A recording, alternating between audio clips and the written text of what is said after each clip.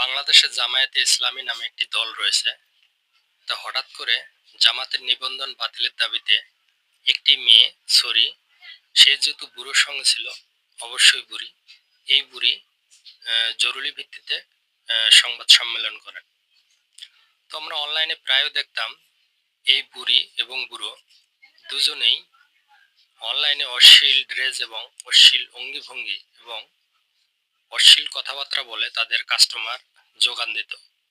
তো আজ হঠাৎ করে তার ইয়ের মধ্যে কি চুলকানি ধরেছে।